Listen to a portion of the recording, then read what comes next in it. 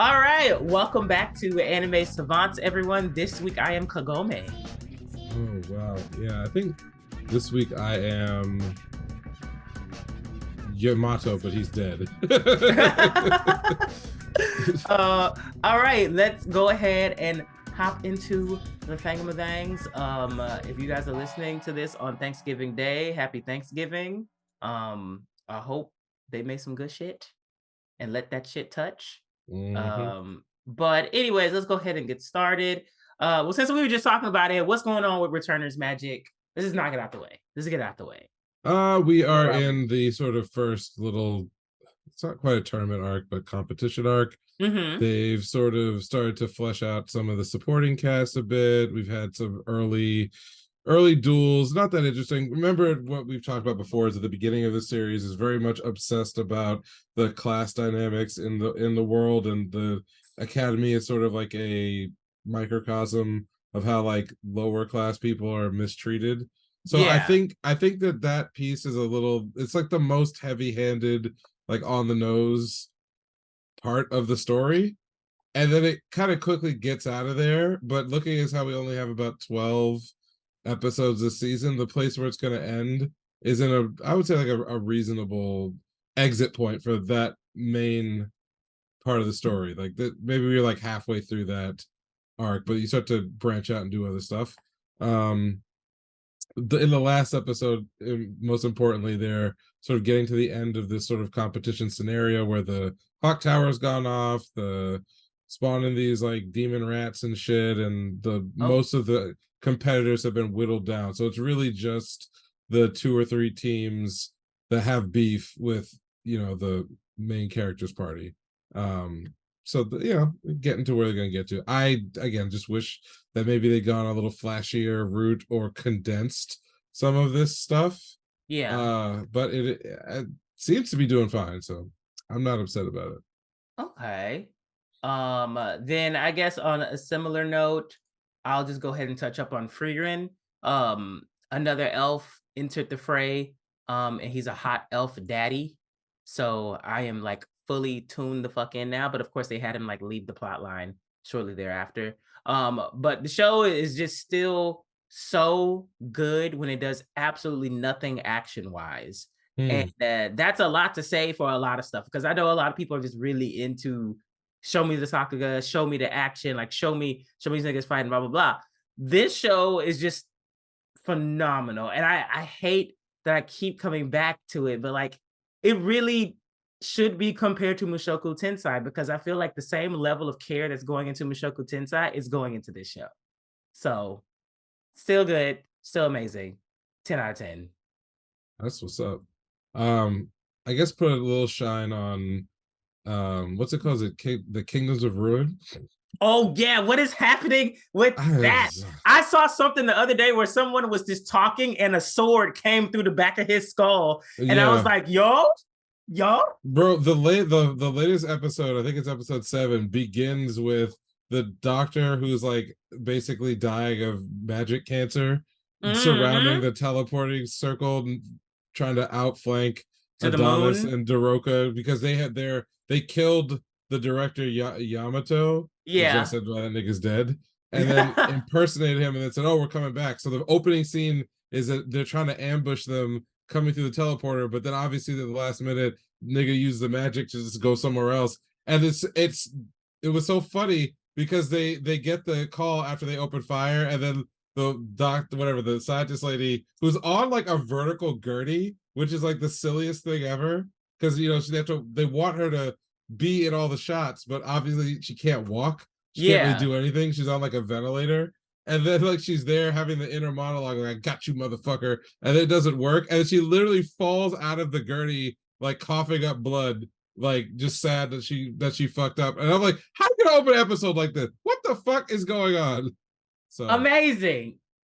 It's just silly. It's such a silly fucking show. And then the first like 5 minutes is like Daroka basically realized that Adonis is an angry piece of shit, and then him like he's been that the entire time, but then hasn't he he? opens up her memories to show her the very last thing that just happened, which was her begging for peace, and then the nigga she was trying to reason with, stabbing her in the throat and like beating her ass, and she's like, "Don't remind me of that." I'm like, Oh my god, what an asshole.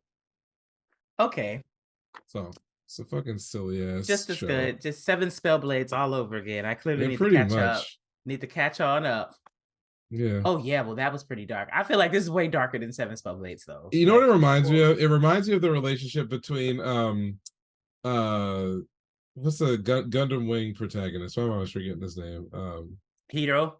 Yeah, Hiro Yui and Relina. Because like you know, oh, Relina he hated that bitch. Yeah, Relina always be babbling about like we have to have peace, we have to do this, and doing dumb shit and getting yourself in trouble. And then Hero's like, I'm gonna kill everybody.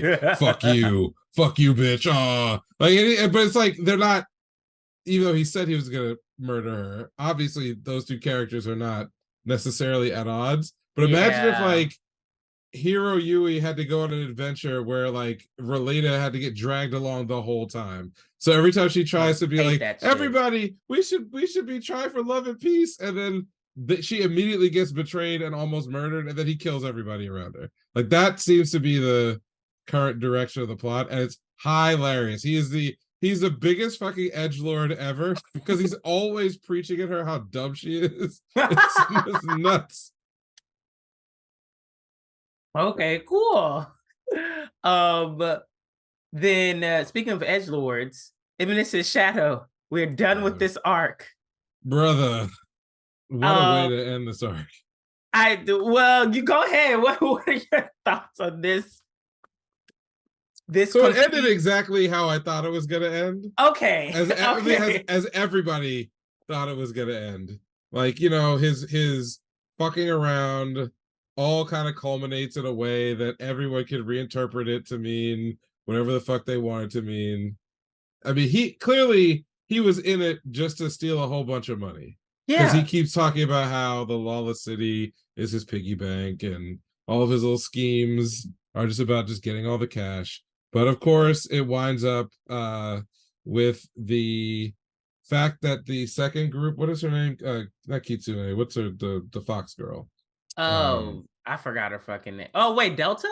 No, is it Yukine? Yeah. Oh yeah, something like that. Yeah. So the upshot of their entire scheme ultimately was we're going to make a whole bunch of counterfeit money and then steal all the actual like gold assets. Yeah. And that was it. That was like altogether, that's the reason for doing it, while also creating a financial disaster around paper cash. Of course, then that conflicts with both what the MCA was doing and then also Mitsugoshi. And the key to solving the problem was basically Mitsugoshi having some way of indicating to people that they had the gold to back up their paper currency, thereby averting the full collapse of all paper goods. And of course, and then as it turns out, because MCA collapses and their money collapses and they're sort of at odds with the royal government, then they're all destroyed. And so that all neatly wraps everything up in a bow. That's the other story, but then like the interpersonal stuff was all of the leadership of Shadow Garden who was involved over there despairing because they felt like Shadow had left them behind because they sucked. You know, for I don't know what evidence they had to believe that, but that was the story. Oh my god. And then of course, like they translate his message and it's like have faith. First of all, right. First of all, wait a second.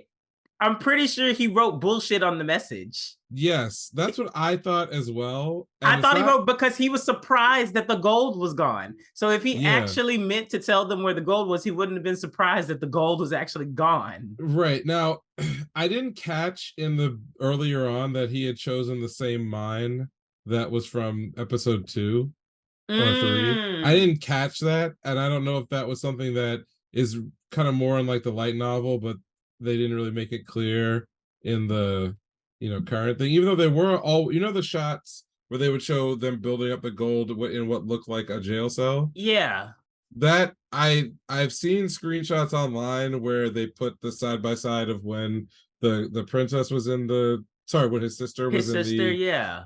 and it's the exact same shot, just without the bed and like the medical equipment. So I guess if you had been paying attention, somebody would have noticed that. I certainly didn't notice it. Yeah, I don't really care about that. Okay.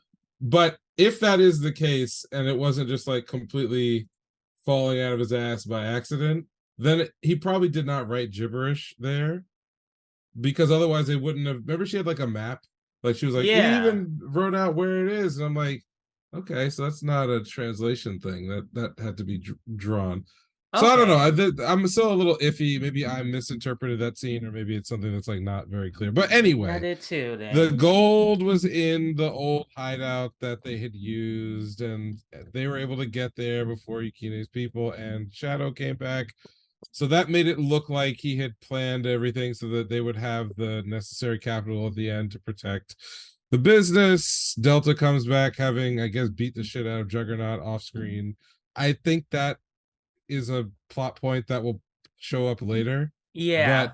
That and then that kind of resolves Alpha's belief that Shadow had given up on them, and everybody's happy. And that just leaves like the Yukine Giton fight, which I laughed my ass off. As soon as he walked up, because you know how it goes. All these fights are like in waiting for him to show up. Right. Yeah. And so she kind of, has a feat of strength, and then gets on, takes the demon pills, and beats her ass, about to kill her. Man shows up, and he's like, don't put your hands on things that are precious to me. And he was thinking that it was the fucking gold. Of course he was. And so it was just like the ending of like the little vampire arc. It was the same thing where he's talking about the gold is getting destroyed, right? But they think that it's the girls, and then of course all of his lines about like, you pass this on to me and I'll protect it, and and she's like falling in love with him, and he's just like, I'm talking about the gold, bitch. Yes. I knew that was gonna happen. Like, it was very obvious that was the point.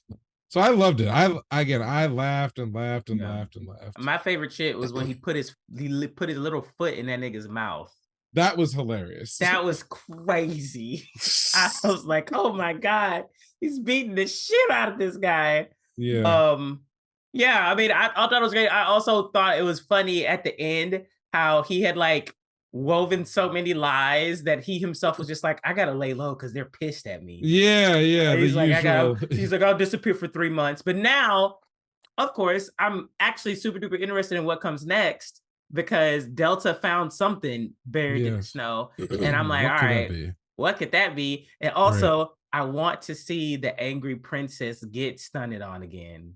I know it's coming. They've been like trickling her in like little by little, and I'm just like, you're gonna get embarrassed again. I see it coming. It's going to happen. It doesn't matter when it's gonna happen. So I'm ready for that, and I honestly don't even know where the next arc could even be. So don't know. It seems like it might be something to do with like pirates or something. I don't know.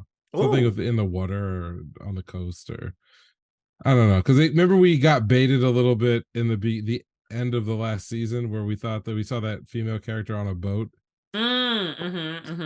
So maybe it's something to do with that. I don't know. I will say that like my favorite two things were all the two like John Smith fights against Shadow Garden girls, because the one with Delta was very aborted.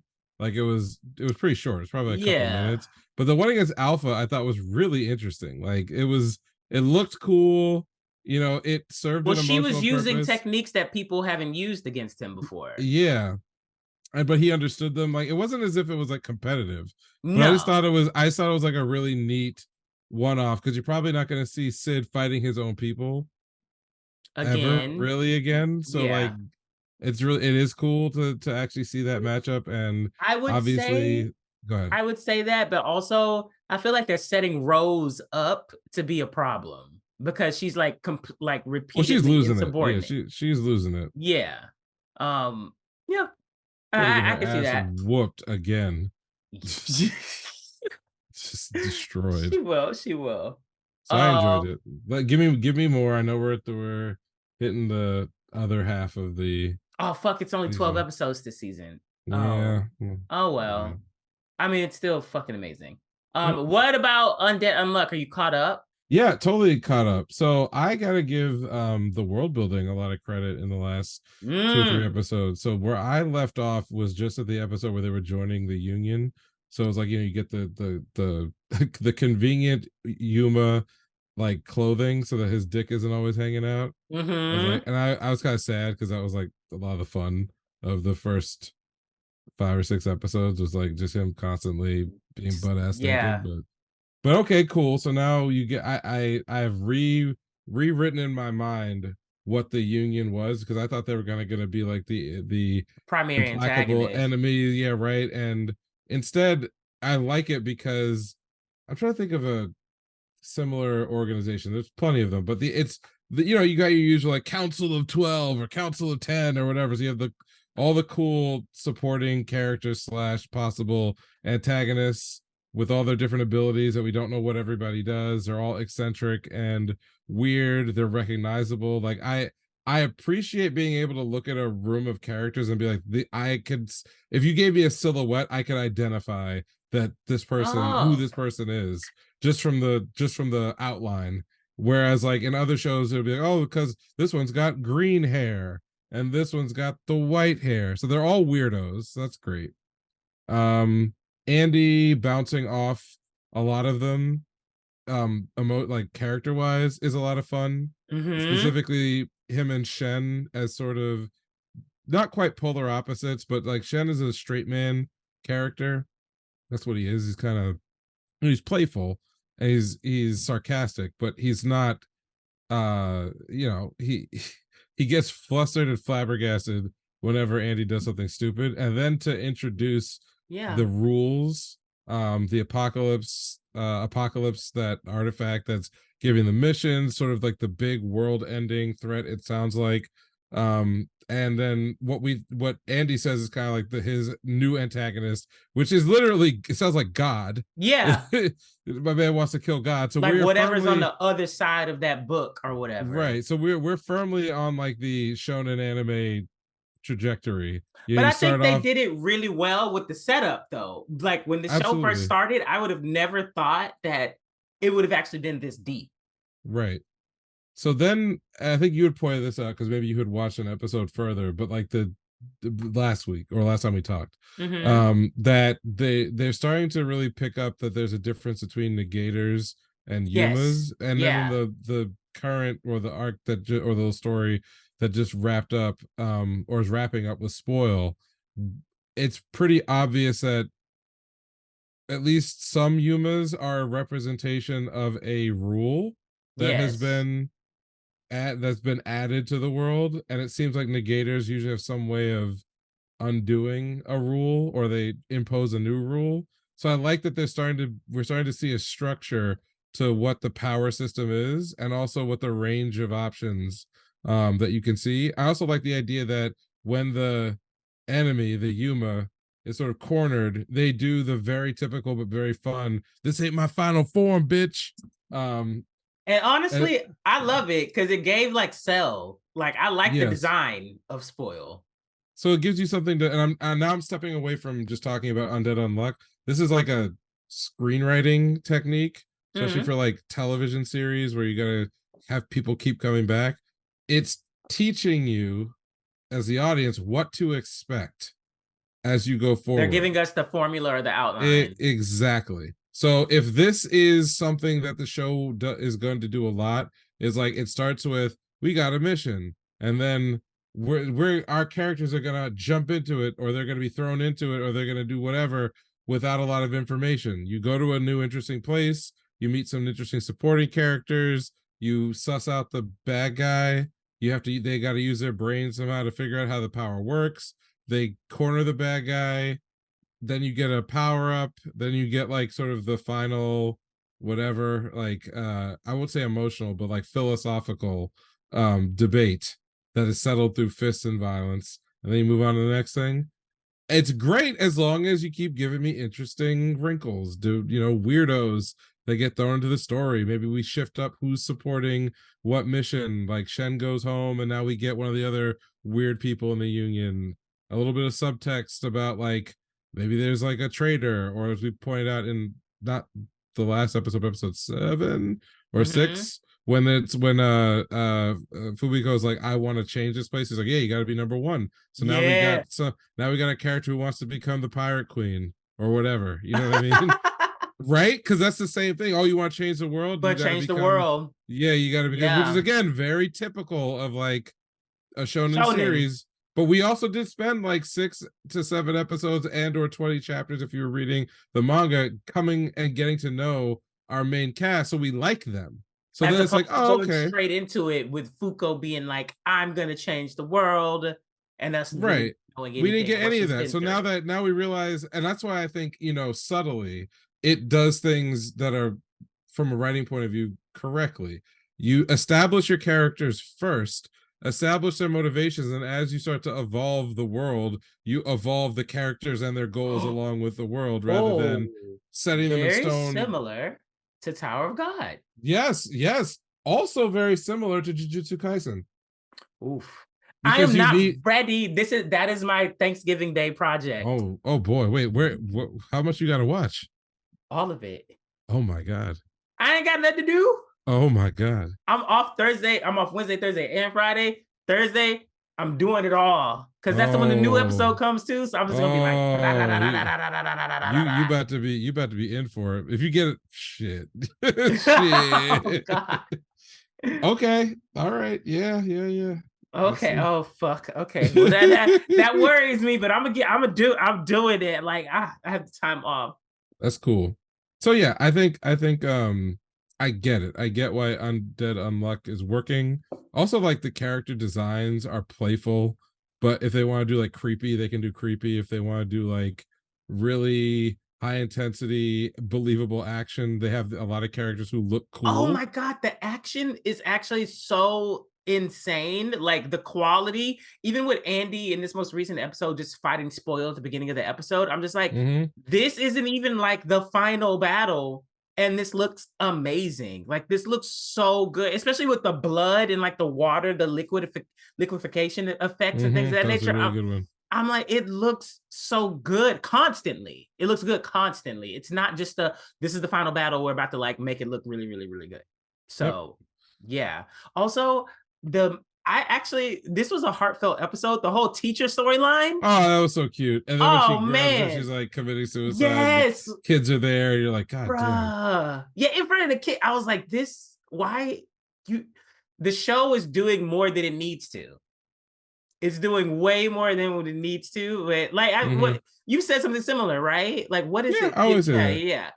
Like it's doing more, because I would have taken it without the teacher thing, etc. I would have been like, what is going on? What rules? Uma, what are his rules? How are they changing? Like I would have just taken the basic world building, but having her little thing being important, but just like expounding on it just a little bit more and making it matter. I'm like, oh wow, like my heart, I feel things. Yeah. All I want to do was just come here and watch niggas get cut up. But okay, like, damn. When you can do the bare minimum and get away with it, and then decide to do more, I will always, give the props where they are. Yeah. Warranted. So yeah, it's pretty cool. And because I don't know what's going to happen, and it's a very it's a wacky kind of show or story, I'm into it. Yeah. I want more. Give me more. Let's go. Agreed. All right. Speaking of more, Rockin' the Crimson. This is so much fun. I'm having so much fun with this show. I love this. I love it. It's ridiculous. It's brutal. And it's ridiculous and it's brutal. The way that Crimson was just like, I'm going to massacre the city for you, to bully you into using your power so that you can so that way you'll have less magic power. I can kill you. Like, First of all, I like how Crimson has a means to an end for everything, and I like how Ragna just completely upsets it. So their power dynamic, or like their relationship, is not just it's like a tug of war. Yeah. Like no one is completely in control at one moment, and so I'm actually looking forward to seeing how this pans out because I know Ragna's not going to be happy about the massacre of the city because the way that they showed those bodies with like the Bro, nigga with with the the glass. glass in people's Yes. heads and Oh like my people impaled on God. shit. They did not shy away They from didn't shy that. away. Yeah. And also shout out to Ultimasia's like voice actress because she is like Yeah. but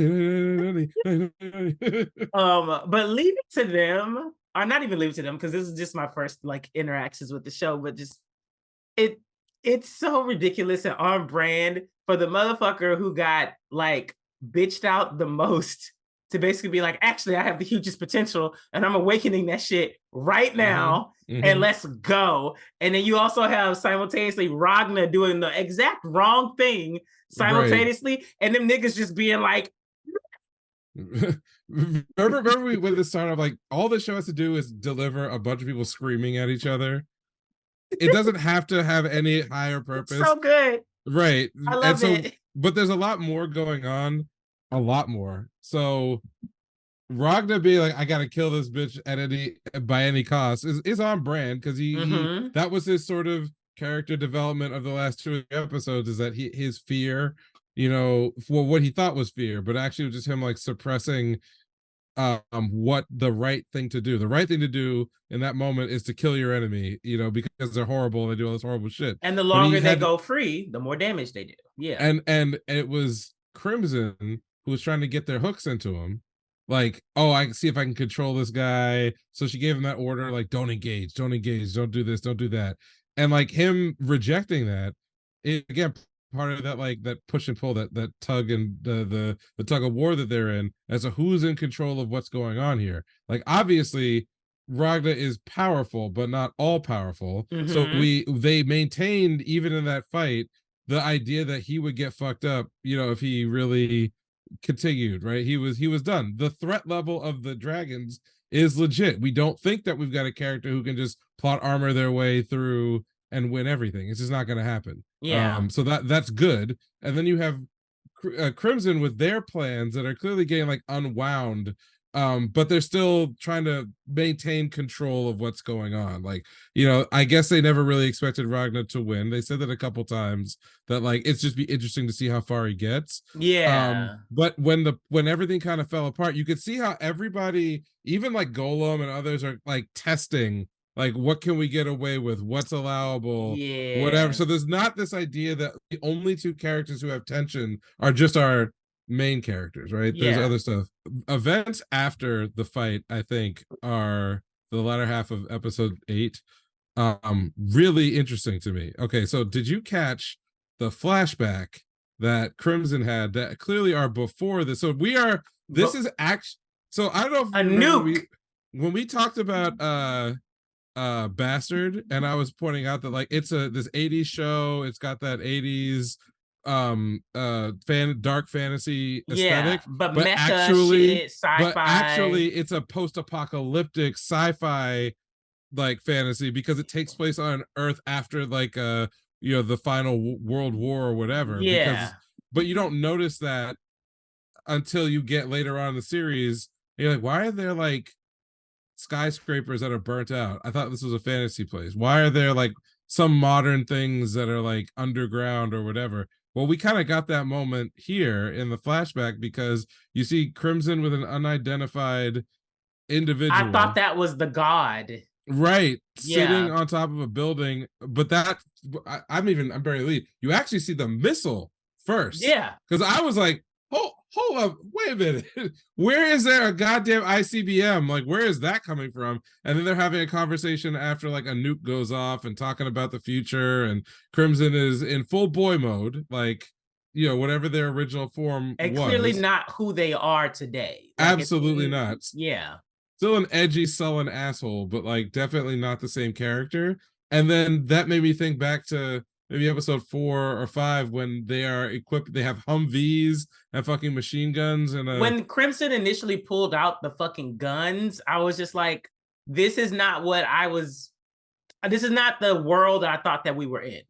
Yeah. Like, I thought this was strictly medieval power up shonen fantasy shit. But this, yeah, when the guns came in, I was like, I feel like anything's possible at this point. Right. And I feel like that got even better when they introduced the princess. Because I love holy shit, man. Oh man, I love her fucking design. I'm sorry. She looks so fucking lit. But yeah. And she's wacky as fuck. Like, oh yeah, she's fucking crazy. Yeah. Yeah, like I like, and all the, I mean, like basically every character we run into, with a few exceptions, are out of their minds. Which is important, because again, what does this have to deliver? A bunch of motherfuckers screaming at each other while things blow up and people get diced into pieces. Like that's the purpose. But the idea that, so they Crimson and Ragna both showed up on this base because the teleportation realm that Crimson had got fucked up by Ragna beefing with the shield dragon.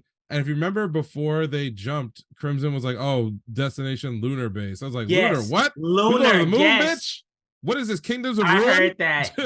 Yeah. Oh my god. Why did I also think about that? Because you said there were graves on the moon. Yeah. Kingdoms of Ruin. I remember that while watching it, and I was like, the moon. Okay. Yeah. But it's probably got something to do with magic circuits, like something. But there's some shit up there that we don't know about. But either way, that goes wrong. They wind up in what an unknown place at first. We find out it's the Argentum, whatever it is, Argentum Legion, or whatever the name of the group is, led by the princess. Princess was born with no arms, but like crazy psychic powers. So the gimmick, it seems like all of the people who are in her little group, they all have some part of their body maybe that's been augmented with this silver I want to robotics. See that maid with the silver gauntlets when she's putting that shit. I was like, oh yeah, I was like, I need to see. Everybody loves like the power maid trope, right? Like, I mean, I feel like I was excited. I could punch a hole in a wall. I was excited to see it in Overlord, but I also was kind of just like Overlord. Well, because there's a lot of them. Like you have the class of maids and servants who are all like OP. But that's the thing about Overlord. Overlord, everybody in that group is so out of control that it kind of sets a new baseline. Like you're not as like when Cebus like murdered the entire party of like bad guys. Yeah. And you're like his level is already higher than like 90% of the world. That like you run into like 10 more maids that are all like maybe a little weaker than him. You're like, the power scaling is so crazy. But here it's just one, and this cast of characters are probably all insane. Like the mage that made the teleportation circle was like already displaying signs of psychopathy. That I was like, all right, we're meeting some new assholes. I'm down for it. But they managed to take Crimson's character, who is overpowered, and corner them in the story, because it's important that they not give away who they are. So now we get like a mental, emotional duel that's going to come up between Crimson and the princess, who is out of her mind, insane.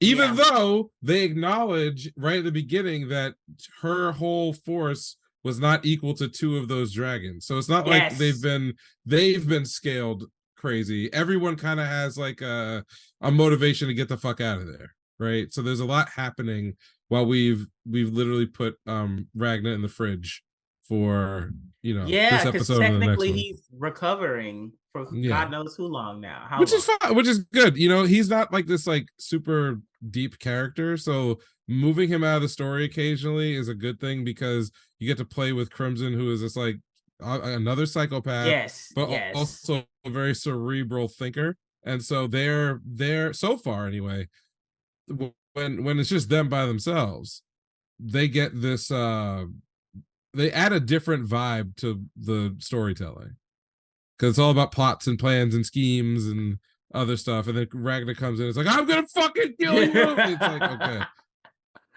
So I like where this is going. I want more.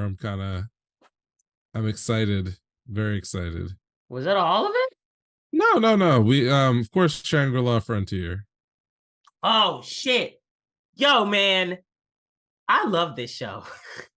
Show's over really good. over half the episode was that nigga fighting a damn monster, a fucking wood monster. Yeah. And I had the most fun because I was like, I gotta figure out what are the mechanics. Like, there's something about the scepter. The way that nigga went crazy when he lost the scepter, I was like, he Mm-hmm. can't cast spells without the scepter, so he's only using the roots and the chains. That nigga got hit by the chain, and then I was like, okay, like this is MMO just drowning in MMO everything. And it's so good, but also I like how the budget is like so fucking good. Like they have not dropped it at all. It looks beautiful. It is gorgeous. The music matches up with everything perfectly. The only thing I would say is that I think this episode is just not so it's not really highlighting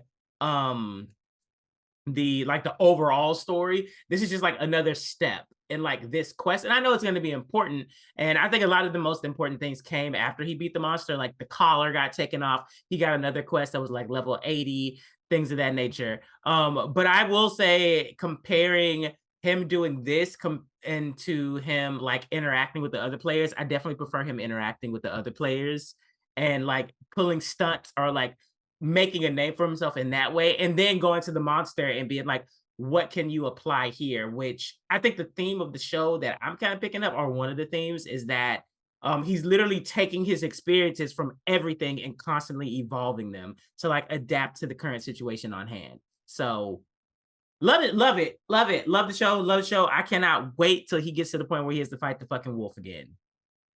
Yeah, Very much so they excited. have absolutely set that up to be a lot of fun.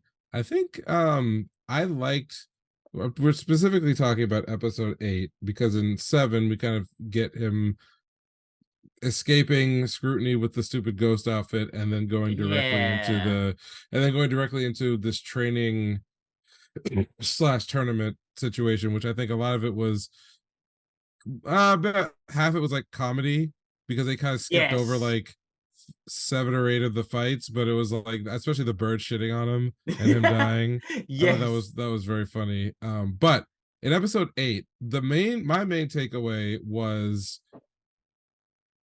when Sunraku's character is first introduced to us in a game, not his human character. You're right that a lot of it is, what are the skills that he learned in other games that he can apply here? And they even did a thing where they would go to other games. They've done it a couple times. Oh, we're gonna talk in this other game, and they'll explain this is what that game was like, and this was the sort of things that you did, and ergo, those are some of the skills that our main character has. That's cool. But in episode 8, in fighting with this tree monster, there's a point towards the end where he gives up or he thinks about giving up Yes. because Yeah. he's starting to think of it again like, oh, okay, there's no actual penalty for me like dying here. I can always try again. Maybe I'll do it when I'm like in a better condition or anything else. And then he had this like line where he starts to go down and he like pops back up and he's like, fuck no. Like, it's the answer to all these bad games that I've been playing has got to be moments of joy and exultation in a god game. He Yeah. said like the translation was like, the antidote is god gamium. It's Yeah. like the experience of playing a game that's actually amazing and entertaining. And that's the thing that's his power up. That's his like plot armor. That's his like, power friendship. But it's about love for good games that Mm-hmm. gets him to beat the boss, is how much he's enjoying it. I'm going to come back to this every time it comes up in the story, but this is a show that is written seemingly by and for people who genuinely love video games. Yes. Because I chase that Absolutely. feeling when I play video games. Mm. I could be tired, I could be exhausted, I could be on a streak of like bad shit happening. Maybe I'm playing Street Fighter online and get my wig pushed back by master level dudes and ranked, or maybe I'm playing a shooter Oh, you like fight master Apex. level niggas? Oh my god. Like, and listen, man, the grind is real. But like, Oh my or maybe I'm god. playing a shooter and it's like you're in a bad situation and you could just give up. Like I watch people just quit my team. Like, bro, like we're not Oh my God. we just gotta make plays. That's all we gotta do. But that moment where you're just like, no, this game is good, and god damn it, I love what I'm doing. Let's fucking go. Like that's a real thing. And again, gotta see it through. You gotta it's see it rare through. that you find in any stories about gaming that there's a legitimate like celebration of that particular feeling. Because normally, especially in like anime lately, and I blame Sao for this, but they were not it was not the first popular Yeah. series to do this.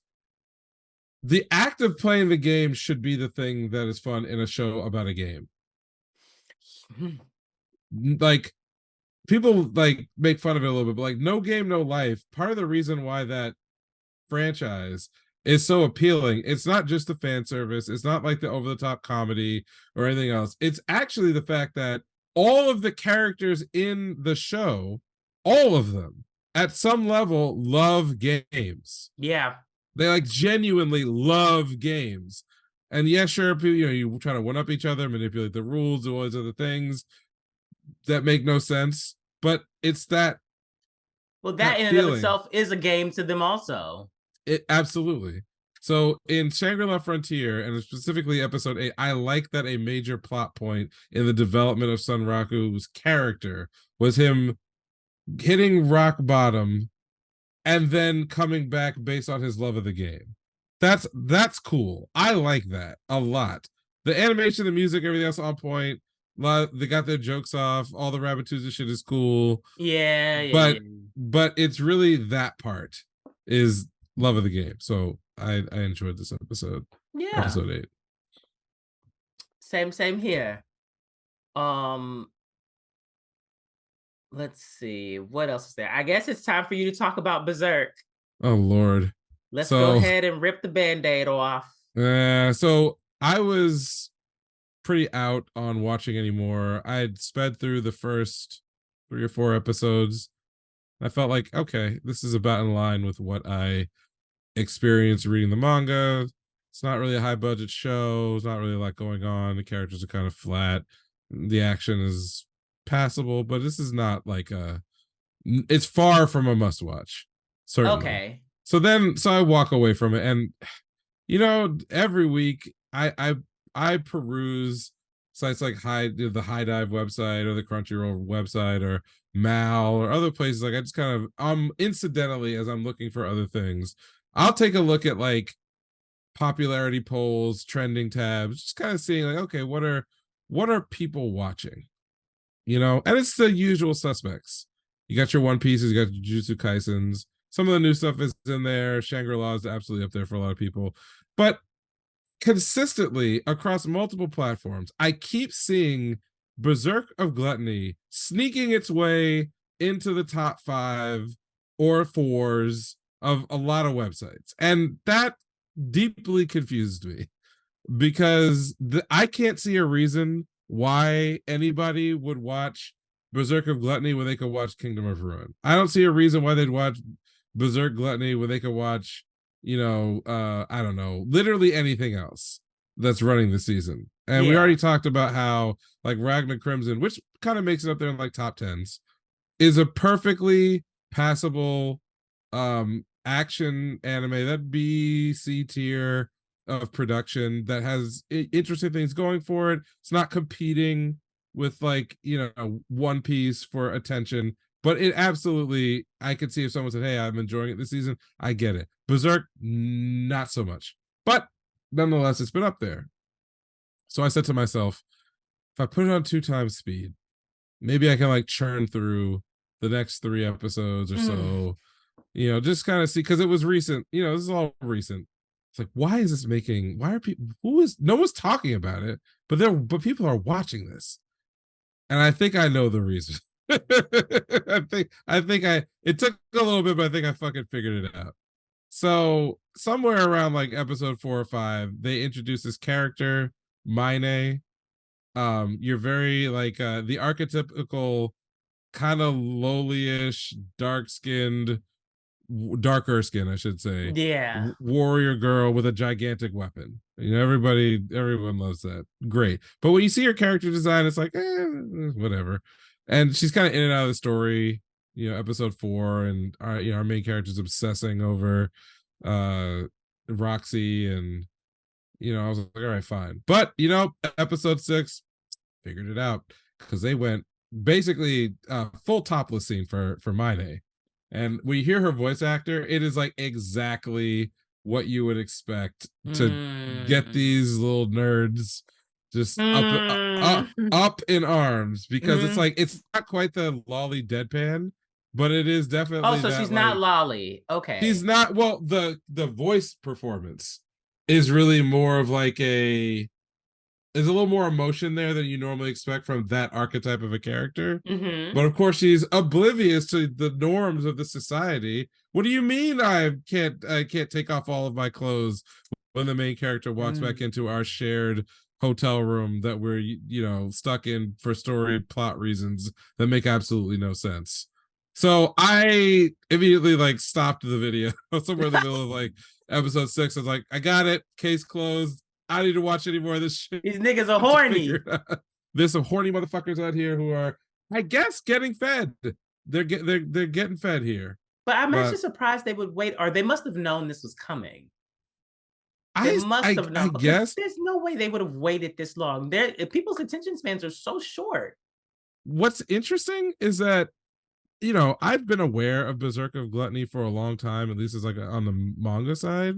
Like it has always been on my radar, but I keep forgetting whenever I wind up looking into it that like, oh right, it does have a pretty strong popularity, going back, like way back, both as like as a what do you call it, as a light novel, and then later on as a manga. Like it has 11 volumes. And it's been running for like the last 5 years, at least the manga has. So it always just like escapes my brain that like this is actually like a pretty popular series in Japan, which is why I got an anime. But I didn't think that it would be of much interest to like probably anybody else. You know what I mean?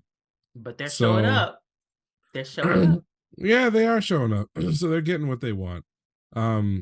So yeah, mystery solved. It's titties. That's it. I mean, what else could it be? I also, just as a side point, I do appreciate that they went with her design from like the light novels in this anime, because like I've seen her design in other places, and it's like in the manga it's like not that great, but the light novel version actually looks a lot better. They are doing some world building, because now they've kind of introduced the mortal sin weapons, because it's not just gluttony, it's all of it's what you would expect. My problem still with the series is there's no antagonist.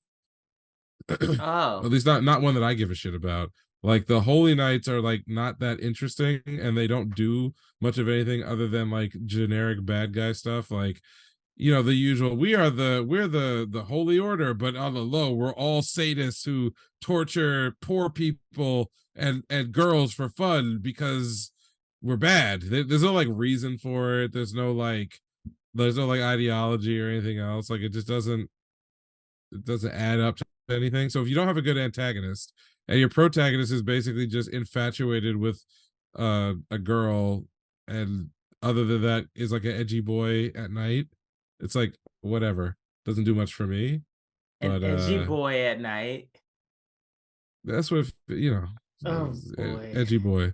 There's a character that has the lust mortal sin that everybody fucking loves from like the light novels. Is it a girl? What do you fucking think?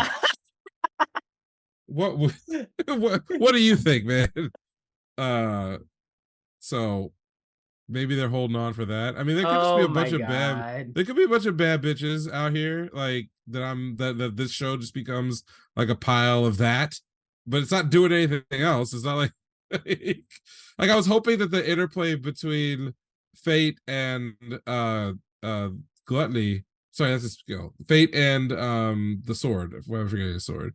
like those two characters would be fun, but Mm-hmm. it's not like it's boring. It's just sort of, one the sword is basically like a narrator for the audience as to like what the fuck is going on. Oh.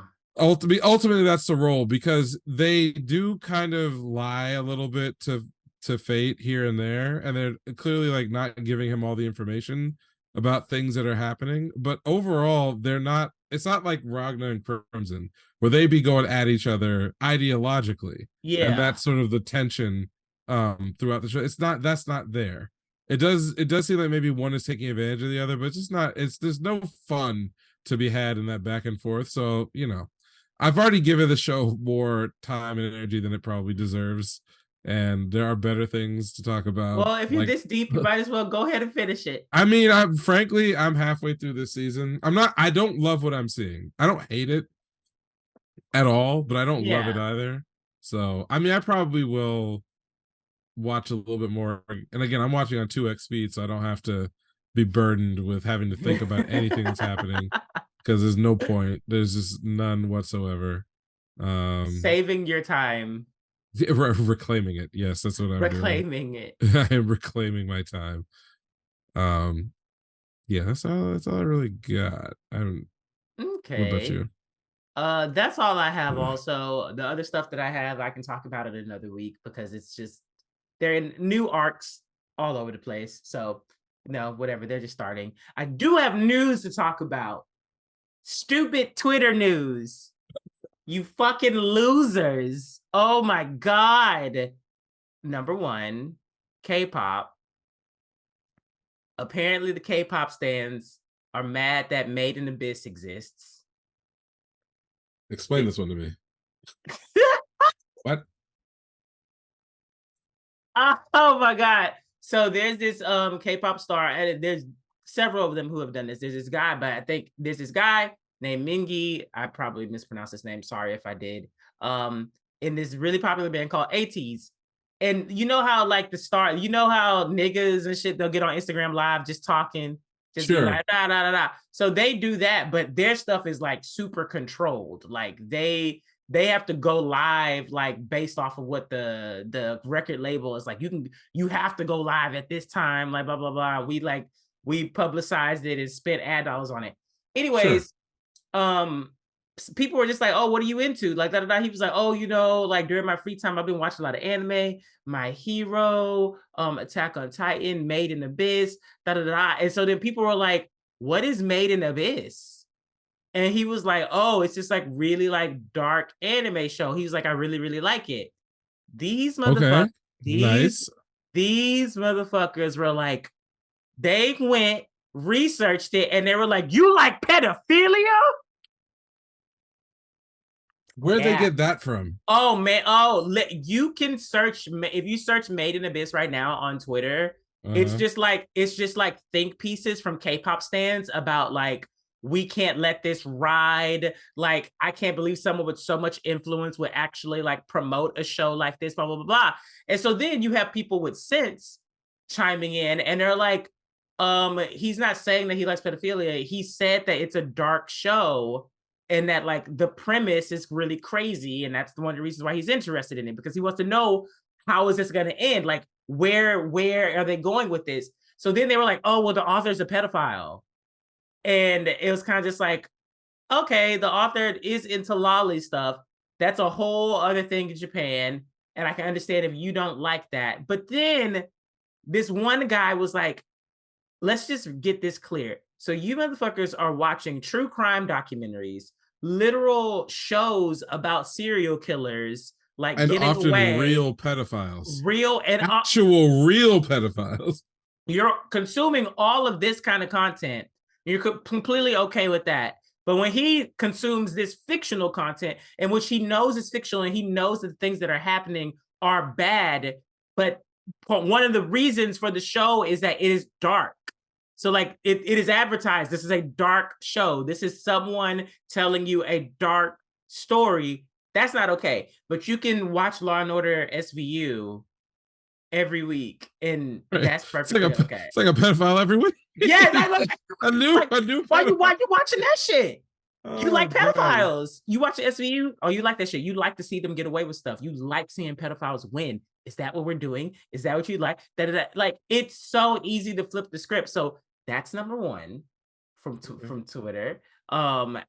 Which is ridiculous, like really Mm-hmm. ridiculous for me. And the second thing is this whole DreamCon RDCWorld, them posting that tweet, The um, Meg Thee uh, Stallion the thing Meg Thee and then Stallion taking it thing. back and Um, First of all, with them doing that, they got too much money to not have a PR person. yeah, that was a mistake. Yeah, y'all, they have too much money to not have a PR person or to have a social media person, like, period. It was clearly one of the niggas just posting that shit because they thought it was Yeah. funny. And my thing is, it's, you know what, y'all thought it was funny, y'all posted it, you took it back, you did your apology. The quotes and the fucking replies, and I Not said good. this earlier, and I will say it again. The reason why you niggas get on the internet and you're like, the women don't like anime men, women don't blah blah blah blah blah. It's not because you're into anime. There are millions of women out there who love anime, love the aesthetic, love the same shows that we all love. You niggas are weird. You Yes. niggas are weird. You niggas are losers. Yes. You niggas are weird. Yes.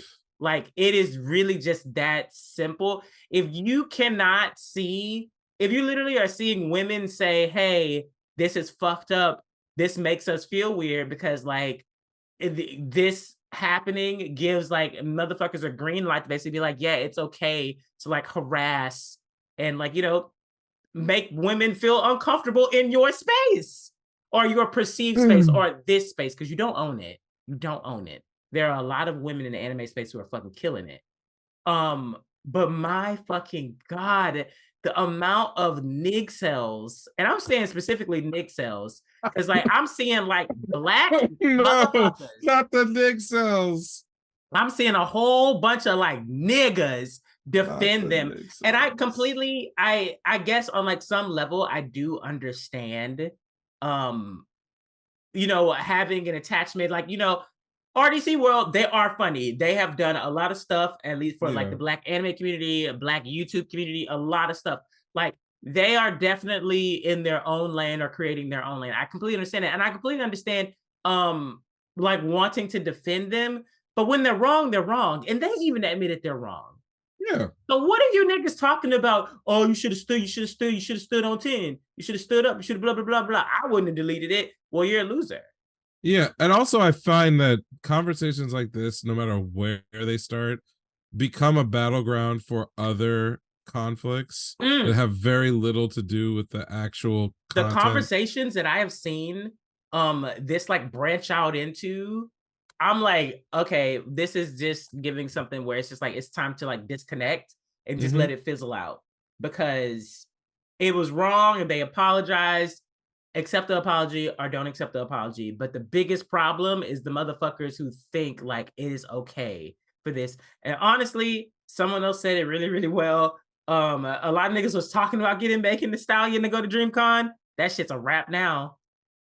Be well, it might be, but I also think that like when things get attention like this, one of the best ways to deflate them is to make like good faith efforts to engage with something rather than just sort of. I think celebrities kind of know that too. I'm not saying like I bet she shows up, but a Yeah, good yeah, yeah. If two she good P, does, two good PR teams coming together over this would figure something out because there's money to be made there. there is, but I feel like they don't have one. That's why this happened in the first place. Agreed, and so that's why I'm not going any further in that statement. I think about this a lot because there are sort of culture war issues that play themselves out inside of stuff that I enjoy, and there's a part of it where it's like, okay, someone can be very wrong, but they can be very wrong about an issue that's very fixable. It's like it's Mm-hmm. it's something that you can like an example might be there.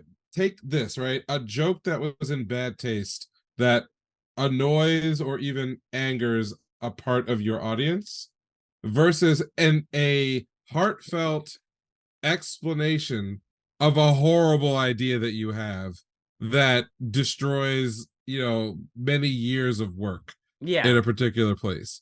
It could be about the exact same subject.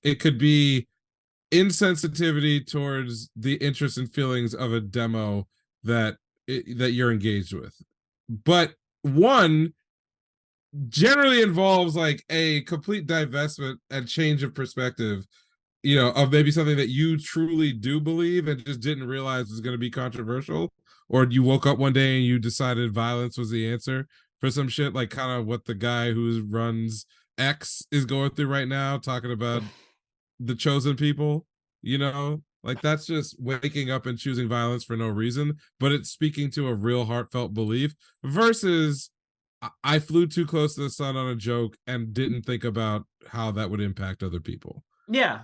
You know, because I don't think that it would make. I saw a reaction to the post. It wasn't a reaction to the post. It was a reaction to the apology for taking it down. And it was like a top like liked comment where it's like, good luck with DreamCon now that we know that all the RDC people are, you know, can't create safe spaces for women. And I'm like, well, hold on a goddamn minute. The fuck, of course they can, because they can just hire someone to fucking do that if they wanted to. If they wanted to. And if they wanted to. So the idea that like it's like, oh, now that you've gone mask off and said the joke that we don't like, it's a wrap for you. It's like, no, it's not. Stop it. Let's be adults, even though they're not adults. All these people. Well, someone actually brought up a really good point about, especially because like a lot of people who are voicing their voice about it are like Black, especially like Black women. Yeah.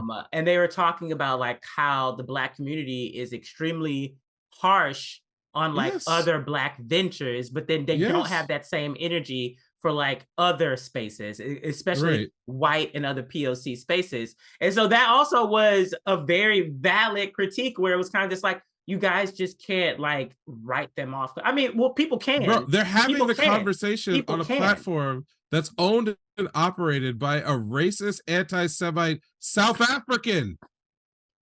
Yeah. Like the so first irony, of all, why are you even on the platform? Right, like if you don't have these certain stances. Yeah, the irony of this is just like overwhelming. So I don't. That said, personally, I don't take those sorts of reactions very seriously because they're being made by people who, as thoughtless as the folks who triggered them, they are also equally thoughtless. They're not. I'm not saying they're stupid.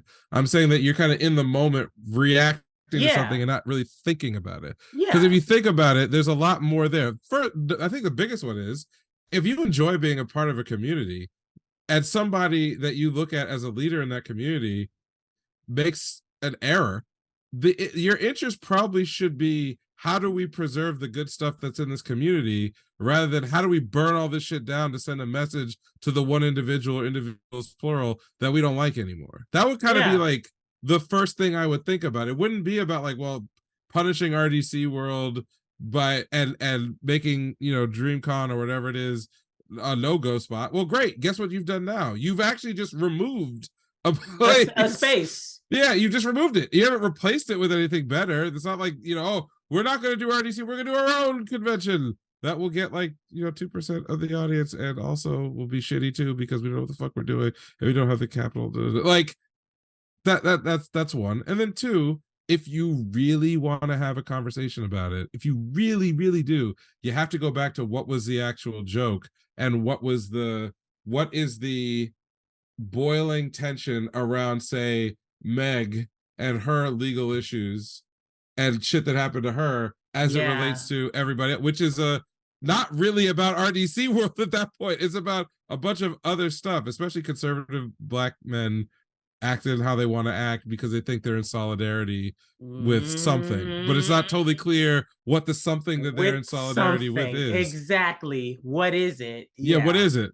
You'll get 10 different. I mean, some of it's misogyny, some of it's the patriarchy, some of it is frankly just their own ignorance. It's like it's deeper. Is that it's deeper, but also the thing is they recognize their mistake, they apologized, but those quotes and those comments, those niggas, that's different. They're never letting go of that one. They are emboldened in that shit, and it's really just like, wow, like it's one thing to run into these niggas in real life, but to see just how many of them, and also Twitter is not an accurate representation of the real world. Hell no. It is not an accurate representation of the real world. But to see motherfuckers this comfortable, basically being like, oh, fuck your feelings, fuck that. It's like, okay, yeah, we get that all the time, but this is like niched down to like a very specific community. And especially with all the recent shit that Black women have been going through and the headlines over the past week, it's like, oh, you niggas really ain't. It was just a bad time for that. The other side of it, I will say, is that it's also part of the problem with their brand is that it's all men. Yeah, but that's the thing, though. That's their problem. Yeah, I'm not even referencing the joke they made. Yeah. Part of the thing is that you can talk about a lot of troubling, edgy shit and get jokes off, but there's two things you got to do. The first thing is the most basic one. You got to earn it. You have to earn the patience and the the acceptance of your audience. Yeah. You are thoughtful enough that if you're gonna go touch on things that are gonna cause pain or bring up pain for other people, that like, oh yeah, you could do this in the right way. We've seen you do it, so we'll let you have some rope. The other part of it, besides like earning the space, is to have already laid the groundwork for equal opportunity shots. And it's hard to do that when you're basically a team of uneducated heterosexual men operating in a space that is male dominated on the culture side, but heavily supported by people of all kinds. Yeah. Because now it feels like you're taking advantage of them, or can be portrayed that way very easily. Like I could go watch South Park and they could touch on some subjects that I might in broader life have very strong opinions about, and they're coming at it from a point of view that I may not like or I may disagree with, but I've also got 20 years of watching the way they make comedy and their point of view, and I can say I can accept what this joke is doing, and if they do a good job of carrying it through, even if I disagree with the conclusion, they've earned that from me personally. And they haven't earned that for Black people. That so is there's no very wow. Yeah, you're right. You're right. That's a really good way to put it. Yeah. Well, they didn't earn that. It takes a lot of work. They didn't earn that. They didn't earn that. And I also think the generation of like YouTube content creators or social media content creators, as meteoric and successful as a lot of them have been, I think one of the biggest problems, something you brought up initially, which is they don't have the infrastructure around them, because it's expensive and boring and annoying, to grow in line with their own like recklessness level. Well, yeah. After a certain level, especially when it comes to money, you need, well, I mean, we see celebrities do it all the time. They ignore their publicists. Right. And then shit goes left. It's like, you pay these people this money for a fucking reason. Yeah.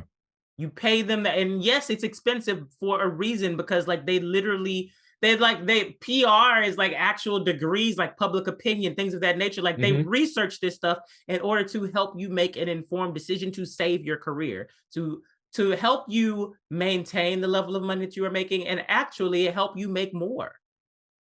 Yeah. And I feel like once you reach a certain level, you cannot afford to not have a publicist. But I also know that certain people, once you have so much money coming in, you don't really want to, you don't want to give that money away. It's kind of just like, like I made this, it's mine. Like, why would I pay for the extras when I made it here by myself?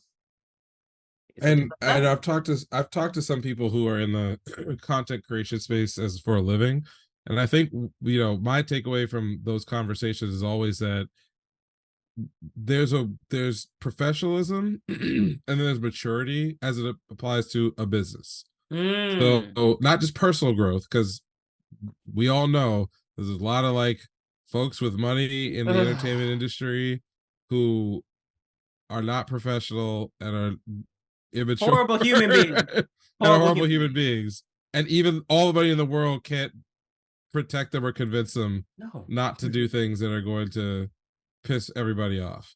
But I think you see it a lot more in like this sort of microwave YouTube generation. Like, why do people like RDCWorld? It's not just because they're black and that they make funny content and they're able to like be part of cultural trends and really corner a certain market. The reason why people like RDCWorld is that at its fundamentally, you feel like whatever you see that they are doing is a representation of them. It's not corporate shit squeezed through a tube formulated to capture the interest of You like see them black as more authentic than the other black offerings. exactly 100. It's that authenticity, and it's that the rough sort of unrefined shape of a lot of what they do. It's filmed kind of on cell phones, the skits, the production is like it's okay, but it's deliberately kind of not good because Yeah. that's the aesthetic that they go for. And they don't have a writer's room. They're the writer's room. Yes. So when Mark wakes up in the morning and says, damn, I gotta get a skit together, that's just him and a couple people quickly writing some shit up and be like, okay, where can we shoot this? How are we gonna do this? That's great, because you and me, we might look at that and say, oh, bet this is like young black men just making it in the business. But what should happen is that they should be professionalizing. They should be maturing their process. They should be doing things like getting writers and getting editors and getting PR teams and automating away a lot of the stuff that they kind of do in an ad hoc fashion. I can only speak to the people I speak with. Some folks who have 700K to a million followers on like Instagram or Instagram or TikTok who do produce daily web content. It's a real like lean Team. on yeah. Well, the ones who know what Team. they're doing, they have a team. The ones who Yeah. don't know what they're doing are like literally doing what I just said, waking up in the morning like, shit, I got something I gotta record, how do I put it together? And they're doing everything, and that means any one fuck up screws them up bad. Whereas you get teams, you get production assistants, you get all sorts of Multiple stuff, eyes on things. multiple eyes, handling your shooting schedules, all that stuff. All of a sudden, there's more people who could catch some shit. Oh, why are you tweeting on your own account? Why are you doing that? Didn't we tell All you the to burner, nigga?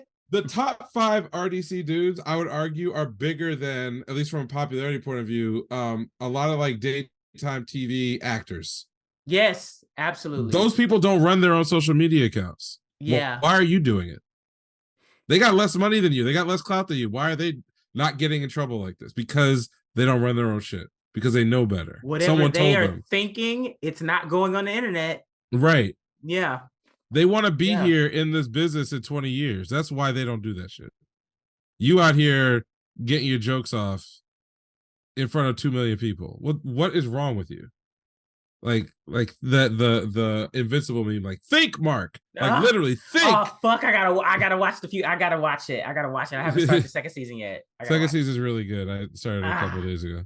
So that's really all I gotta say about that part of it. But I do think on the other side of it, which is, what do you do to maintain a lot of these safe spaces for different demographics that are kind of underrepresented inside of just the anime fandom or the black anime fandom? And I think the biggest thing is we need a lot more intentionality in what people are doing out here. Like, there's a lot of like efforts that are happening that are kind of, bootleg is like doing a disservice to them, but they're not organized. And so when things like this happen, it's a lot of individuals coming down and trying to punish people or set the tone of the community. Like, why aren't one thing that I definitely have witnessed from afar, and I mean, I don't know, like, you probably have more insight to that due to the other people that you've spoken to, but I definitely saw one thing that was like a little bit of a drama kind of thing from DreamCon this past year, was that a lot of people went and they enjoyed themselves. I'm not saying people didn't enjoy themselves, but I am saying on the influencer, content creator side, things like that, people, there was drama because people were treating it like a popularity contest. Yeah. They weren't there to actually, have fun, get to know other people, blah, blah, blah. They literally were like, oh, you don't know who I am? Like, I do this, I do that. Like, I got this many. I do comedy skits on TikTok. It's like, brother. Like, and it's kind of just like, that's not really, I mean, yeah, you can network, but at the same time, it's kind of just like, is it really that serious? It was a clout farm. It was a cloud farm. That is a great vocabulary word. It was just a cloud farm. Oh, it was a cloud. That's all it was. And I'm not saying that the entirety of the thing was, but I am saying that that was one like universal complaint that I kept seeing people talk about. And it was just like, but we're still at the end of the day, nigga, we're still over here watching anime. Like, this is still like nerd shit. Like, what kind of cloud? But I guess people like bubbles. And so it's like, as long as are like the biggest fish in the lake, biggest fish in the pond, as long as you're the biggest fish in that shit, that's gonna make you feel like the best motherfucker in the world.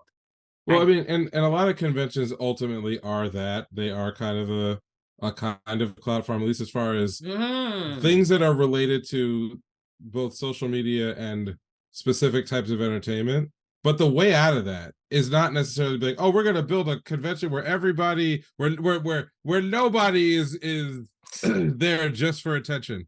No, the way you get around that is that you just go corporate, because then it's about making money instead of necessarily like being the biggest. Because you could be as popular as you want. You could be like the #1 YouTube black nerd content creator, but if the sponsor of that event is Intel, it's an Intel event. It's the, you know what I mean? Like, it's not for you. If it's Crunchyroll, it's a Crunchyroll event. It's not for you. Yeah. But that's like later on down the line. I do think that ultimately, if you want to create spaces for people, the very first thing folks should be doing is organizing. It's organizing. That there should be more organizations for different groups of fans and different people who want to go enjoy these types of events, but they want to do it in a way where there is some recourse and there is some like power behind it to make spaces better for them. And I don't think it's a good idea to do it on an individual basis, because what it looks like is just dogpiling for like cancellation when things go wrong. Which is not helpful. It's just that I get it, but it's just not a helpful thing. And it's that, by the way, easy response. Yes, and that, by the way, is why a lot of those niggas in the quote tweets think that this is an issue for them to defend, because because what they're responding to is the optics of a bunch of woke people dogpiling some black men over what they consider to be, at the very worst, a mistake, right? That's what they see. And that's what removes it from the context of like what's actually going on, because now you're reacting to the reacting. But if people were organized, if a lot of, if, for example, black female weebs and nerds felt like there were, or I was using the word organizations that they could rely on to do the field work of like getting these niggas in line. Like, you're not dealing with 5,000 anonymous Twitter accounts. You're dealing with pushback from organizations that represent 20,000, 30,000 people. Yeah. Folks who can say, yeah, this event is not safe for women, don't go. And that takes the pressure off any individual from having to be in the retweets and mentions, fighting it out, and basically making this about something that it's not. These niggas fucked up. They apologize. I think they flew too close to the sun. They probably get it. I highly doubt we're gonna see any more wacky shit like this out of them, at least until like they get co-signed by Drake again, in which case they might be feeling it. Oh, Drake co-signed them? Oh my god. But in the meantime, I think most people who are doing the toxic shit, they're not doing it on behalf of RDCWorld or DreamCon or anything else. They're being fucking antagonistic. Exactly, because it's a political thing that they don't like.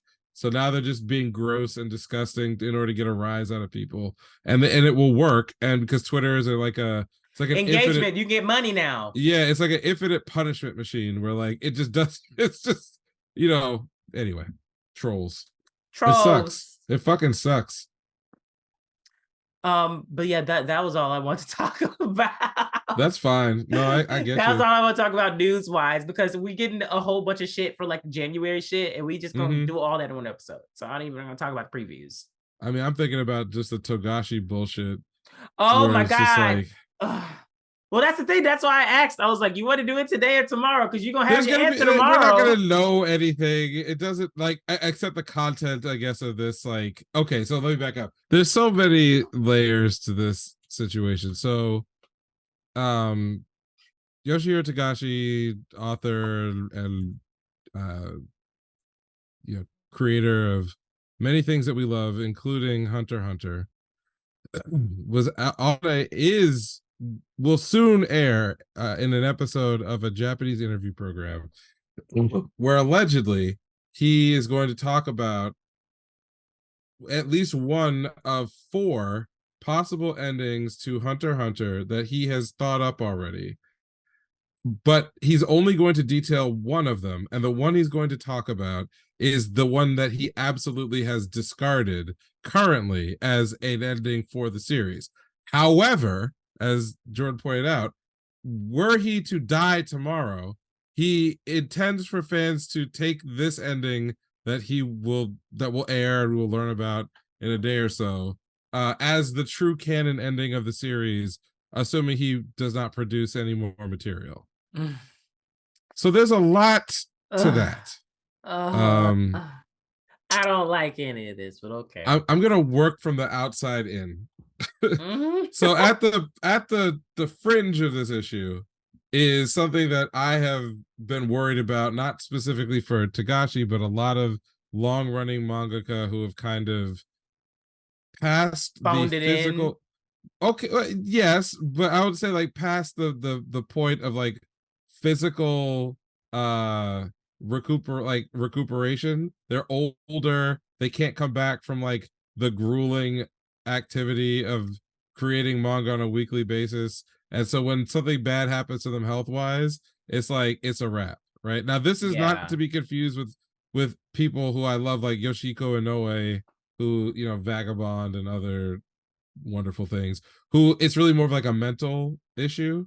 Like physically they can draw, physically they can do all the activities, but they are just like psyched out of it, and therefore have put these major projects to the side, some of them decades long, without an ending. That's concerning, but not so much like there's nothing anybody can really do about it. Like if you're creative and you're either having writer's block or you feel too much pressure and you want to step away from a project, that's your right to do that. And I really don't complain about that, because it's like you've given enough. Like I can't ask for anything out of you. But then there's another group of folks who are just like literally killing themselves for the art. Yeah. So Togashi falls into that, and we've already gone through that with Miura in the last couple of years or few years over Berserk, where you've got this sprawling multi-decade epic that people are just like literally gripping the cushions of their goddamn couches waiting to get, you know, just another hit. And the process, if they were to go forward and just like balls out, let's finish the series, they'd probably die. I don't like that shit. but it's not for me to forgive or to do whatever. Like if physically creating your art will kill you, you should not be doing this shit. So that would take a step further in, specifically for Hunter x Hunter. If you are a fan in 2023, you have probably lived through all the hiatuses. You know, hiatus x hiatus is what that series is. So A, you should be used to this, and B, we all do that it is a risk that this series never gets finished because he literally drops dead. So it's a little morbid now to hear him talk about it in terms of like, oh, I'm kind of giving you almost like a living will for this series. More realistic.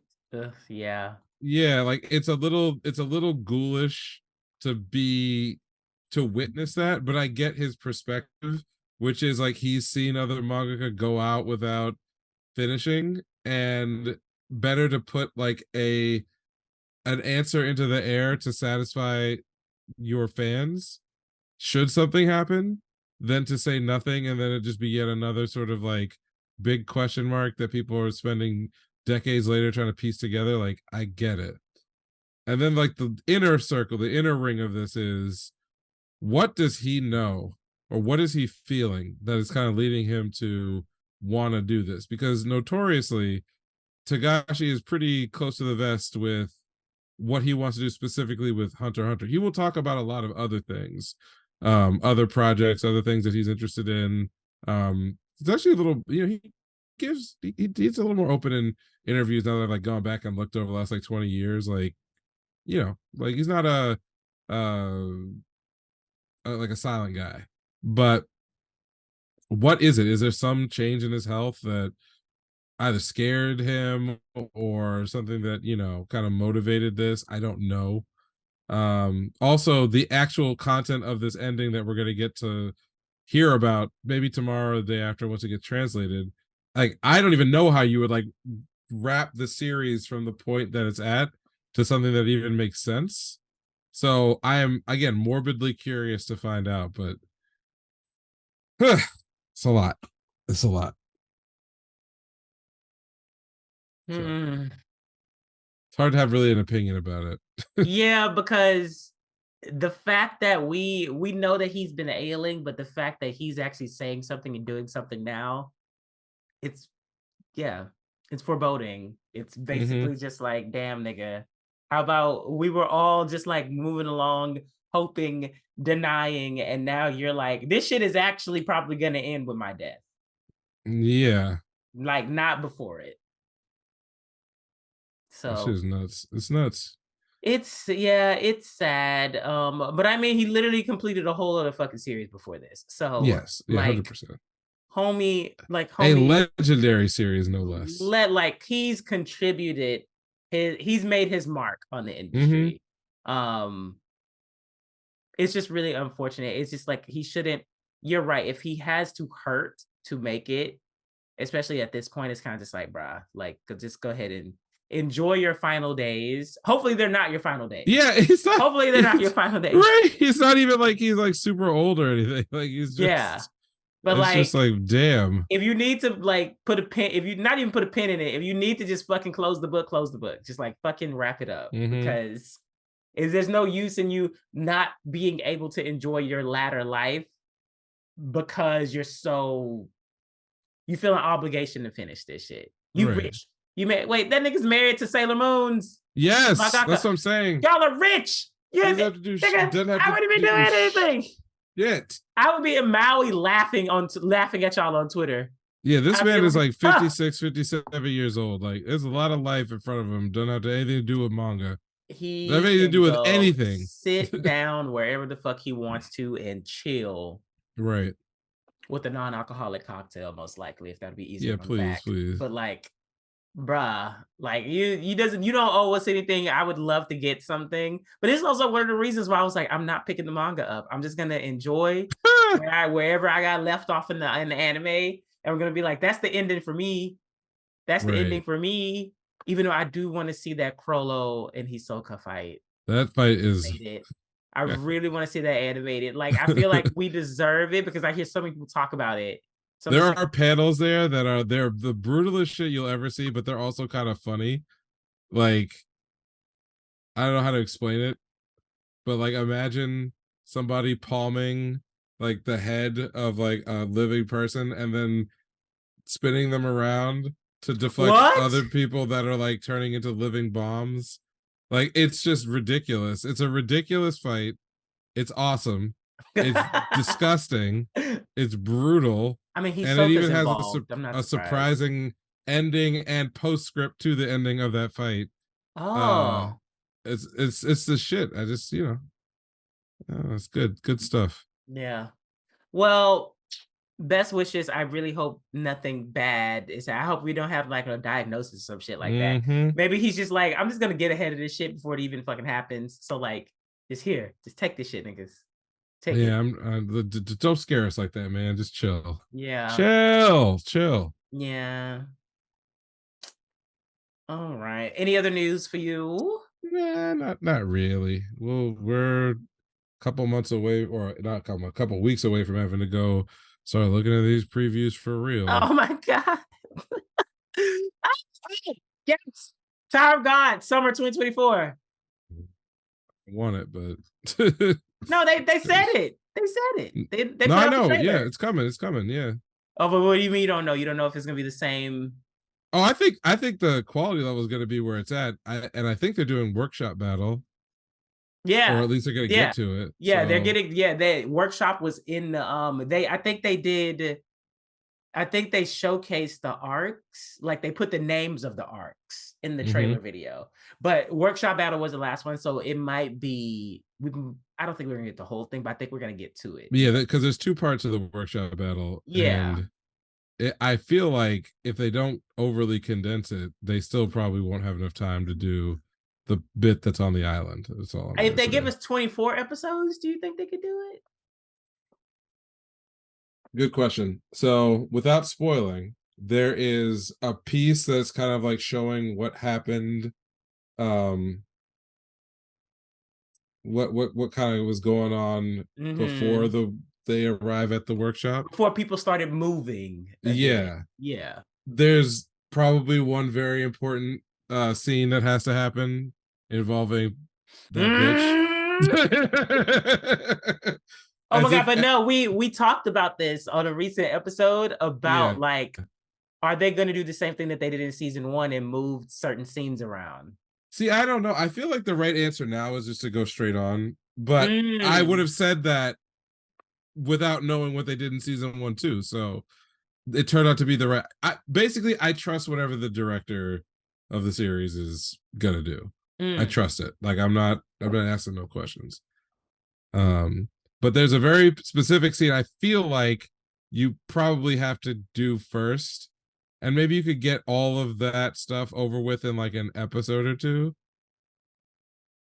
I think that's my belief that you could do that, which then leaves quite a bit of space for getting to the city, the game that happens to get onto the ship, the arc, is it the arc or whatever it's called? Yeah. Then there's like a tournament arc in there, which is not long. There's like I think three rounds of that, and then the island and that game, which is long. That is actually a long one. So 24 episodes? You're saying all this shit. I already forgot it. I gotta go back. I have to restart. I have to restart now. Oh man. Yeah, because they remember the like Yama's dog that becomes like, oh yeah. And now and like in the future now he's like nothing. Oh right. My god. Yes. Oh my god, Yama. Oh it's coming back. It's coming back. Oh my god. There's I'm sure you probably have like 30 or 40 chapters that you've not read of what's happening. Did he come back from hiatus? That's a good question. Depends on where you stopped. I stopped after Leviathan was like, I'm gonna eat you, nigga, and he was like, haha, I got you. Yeah, there's that was like May. That was like April, May, or June. That was like the last time I think I read. Okay, so yes, the oh no, when they actually freed Homeboy, when they actually freed him, and like he and Bomb were fighting together. Like as well, you don't have a lot. Okay, yeah, because I remember he said he was going on an indefinite hiatus. Yeah, but if I remember that, was that not in 2022? No, that was this year, wasn't it? When did he? Oh shit, was it 2022? Yeah, the indefinite hiatus was after chapter 550. That was 2022? Yeah. Oh shit. Okay, yeah, then I'm behind then. All right, well then I got a lot of shit to catch up on now then. Yeah, because we're almost at 600 now.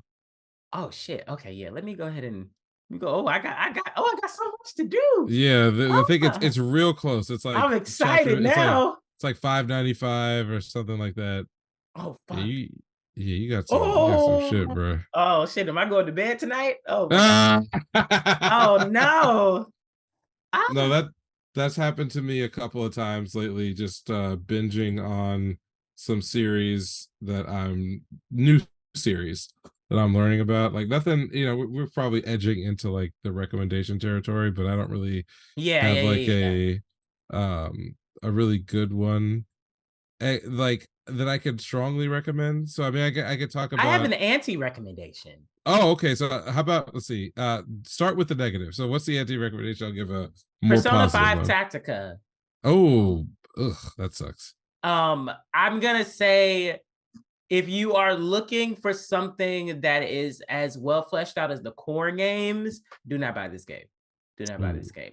Story-wise, it is definitely on par with the mainline, not the mainline titles, but like, Strikers, are like, yeah, was it Scramble? Yeah, Strikers and a Royal. Like, definitely the story is there, and they do a really good job developing the two new characters. I haven't beat it yet, but I literally stopped playing it because the game I'm playing, I started on hard mode. It's too easy for one, which is really weird for Persona, like a Shin Megami Tensei-esque game.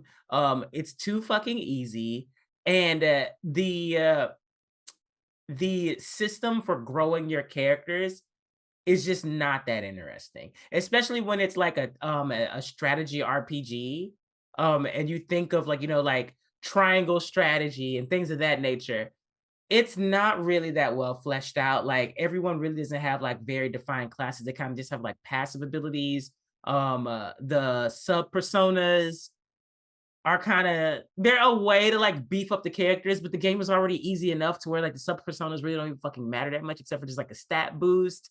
Like, it's not hitting as well as the other spinoffs have hit for me. And I would say this even comparing it to like Persona Q and Persona Q2.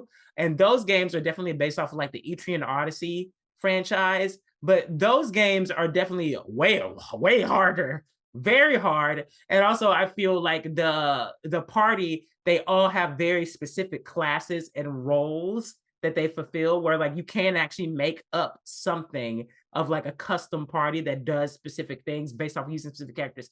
And this game is kind of like you can almost bring whoever you want, especially with the sub persona. Like, it's not what I thought it was gonna be. It's still enjoyable, but I'm definitely gonna give it, like, catch it on a discount, you guys. Like, Okay. if you're not like really, really, really, really interested in getting it, catch it on a discount or like at a later date. Oh wait, it's on Game Pass. Play it on Game Pass. There I you go. definitely, yeah, because I got it on Switch, even though I do have Game Pass, but I wanted it to be mobile. And now I'm like, I should just get shit on Game Pass because I'm really not that impressed. But that's my anti-recommendation. I'm so sorry, Atlas. I love everything else you do. And I'm looking forward to the Memento Mori original shit you got coming out in February with that, like, the crazy new IP. I will be there day one. I will be there for Persona. I will be there for Persona 3 remake day one. I'm gonna be there, but this one, I think it's like, or you know what? It could be that Persona 5 has ran its fucking course. I mean, it has. I don't know if there's anything else that can be extracted from its corpse at this point. It has Yeah, been like, maybe beaten that to could death. also be part of it, where it's kind of just like, it's time. Like, Yeah, we need something it's new. And over. instead, we're getting the Persona 3 remake, which still looks fantastic. Yes, it does. I'm not out here talking shit, but it's like, oh, okay. We've already played that game. Like, We what put else is there? we're getting to the point where, like, guys, come on, come on. Okay.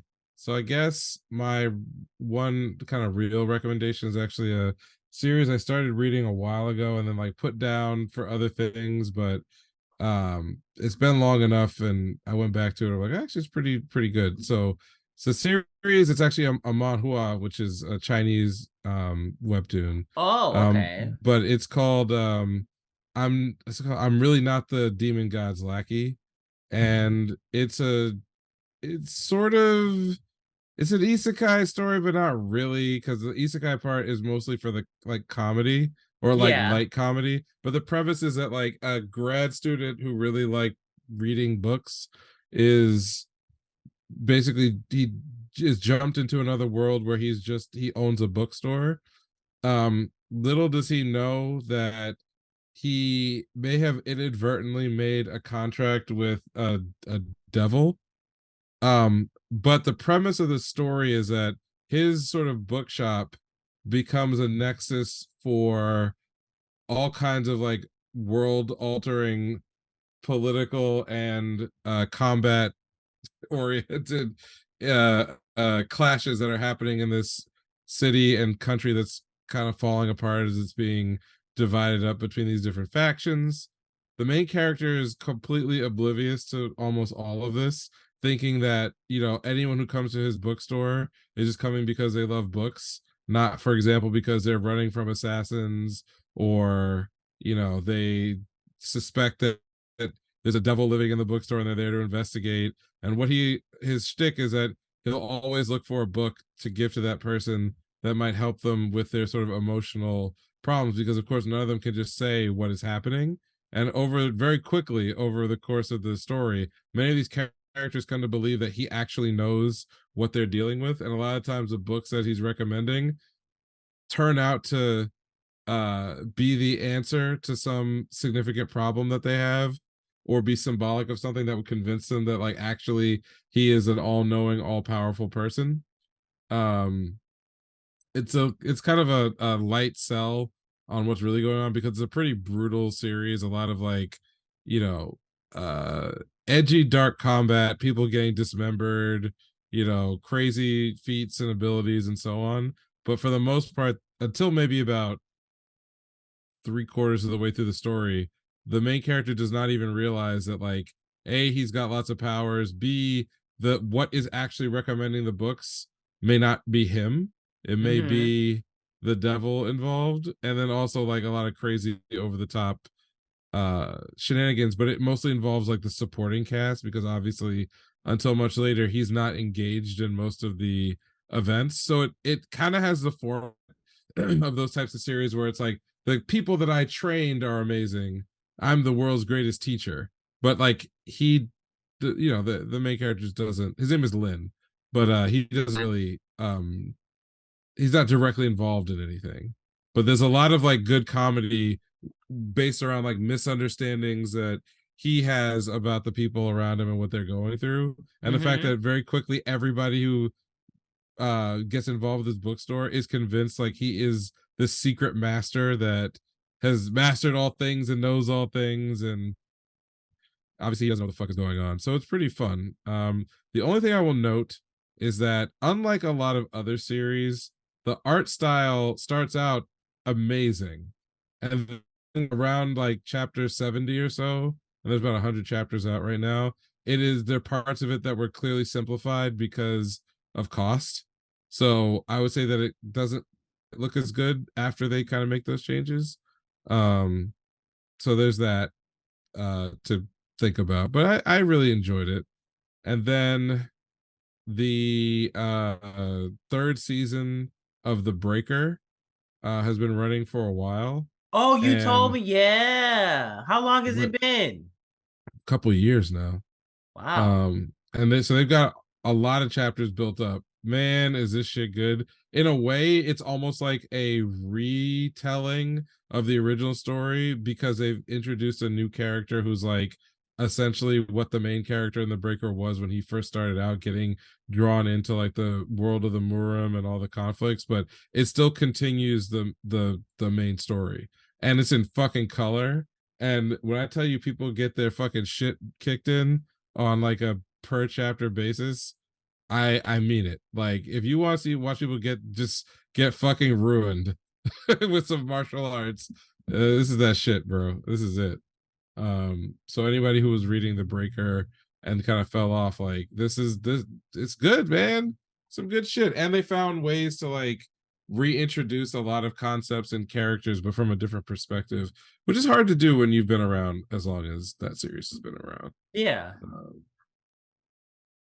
So that's what I got. All right.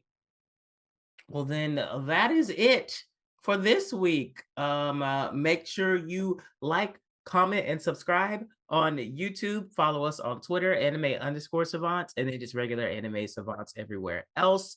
Also, if you're listening on Google Podcasts, Apple Podcasts, Podbean, Pod Save the World, give us a rating, please. Yeah, we need that shit. Exposure. Exposure. You can hit me up on Twitter at Neural Handshake, and otherwise we keeping it cool. It's wintertime. Finally, the weather has turned. So not finally. Go away. I don't want the it. weather has turned. My fucking heater bill is going up because I can't stay in the cold. I hate it. I hate it. Yeah. All right. We'll catch y'all next time. Bye. Peace out.